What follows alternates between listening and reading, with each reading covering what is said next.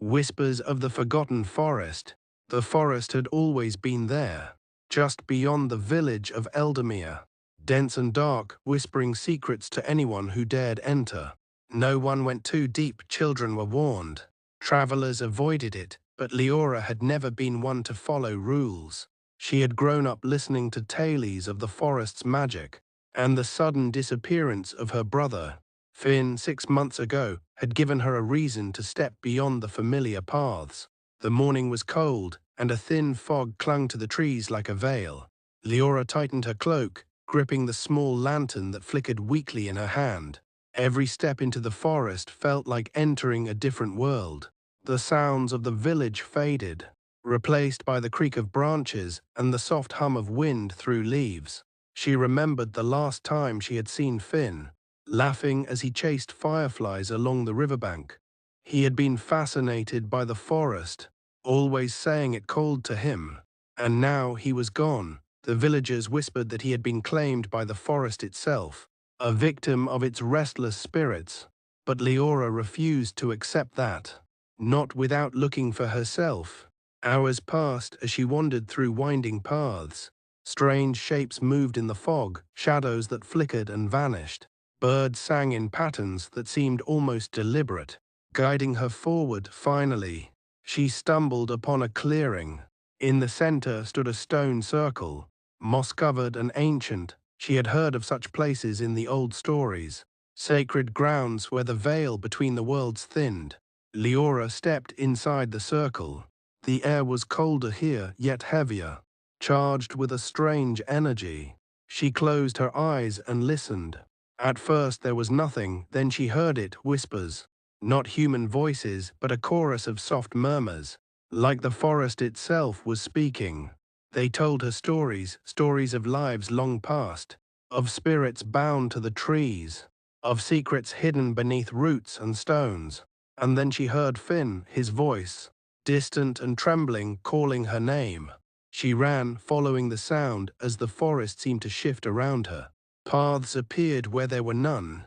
Guiding her deeper, she found a narrow stream, and beside it a small cave entrance hidden behind hanging vines. The whispers urged her forward. Inside the cave it was dark, damp, and silent almost. The whispers had stopped, replaced by a stillness that pressed against her chest. And there he was, Finn, pale but alive, sitting on a bed of moss, his eyes widened with relief. "Liora," he whispered, "you found me." "How?" she asked, tears streaming. "I thought." "The forest," Finn said, shivering. "It's alive, it tests you. It doesn't harm those who respect it, but it keeps those who wander carelessly." He smiled weakly. "I got lost in its illusions. I didn't know which path was real." Liora helped him to his feet. Together, they retraced their steps, following the gentle nudges of the whispering forest. It felt alive, watching them, guiding them. Every tree seemed to lean toward them.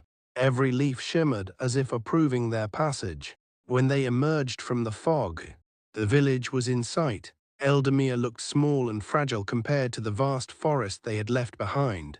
Finn hugged his sister tightly. "I won't ever go near it alone again," he promised. Liora nodded, but deep inside, she knew the forest would always call to them. It had secrets they might never fully understand, but it had also shown them courage, resilience, and the strength of their bond.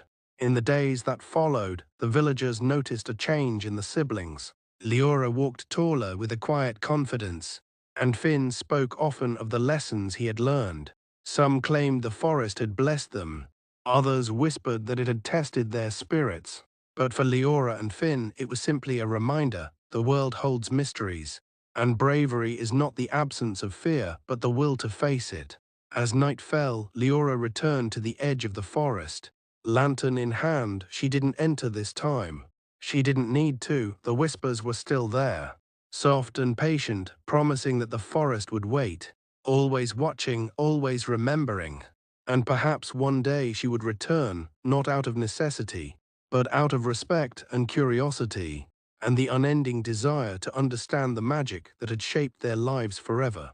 Weeks passed and the forest remained quiet, its whispers softer than before. Yet Liora often felt its presence in her dreams. She would see silver mist curling between ancient trees, hear faint echoes calling her name, not in warning but in invitation. One evening, as autumn painted the leaves in shades of gold and crimson, a stranger arrived in Eldamir. He spoke of shadows moving beyond the forest's edge and of travelers who had vanished along distant roads. The villagers grew uneasy, their old fears returning like a cold wind. Liora listened carefully. She felt it again, that subtle pull in her chest. The forest was restless. Finn noticed the look in her eyes. "You're thinking about going back," he said quietly. "Not alone," she replied. This time they did not enter as frightened children chasing a mistake. They stepped beneath the canopy with steady hearts and open minds. The trees did not loom as menacingly as before. Instead, they seemed to part slightly, allowing a narrow path to reveal itself. Deep within, they found the source of the unrest, a dark mist pooling around the roots of the oldest oak, twisting like a living thing. The forest was not angry, it was wounded. Liora raised her lantern, its light cutting gently through the gloom. "We're here," she whispered, "we remember." The mist recoiled at the warmth of the flame and at the courage in their voices. Slowly it thinned, dissolving like smoke at dawn. The forest exhaled, a long, trembling sigh that rustled every leaf at once. When they returned home, no one asked what they had seen. They didn't need to. The air felt lighter, the roads grew safe again. And from that day forward, Liora and Finn were no longer just children of Eldamir. They were guardians of its quiet magic, walking between the ordinary world and the ancient forest, listening when it called and answering when it needed them. For some mysteries are not meant to be solved, they are meant to be protected.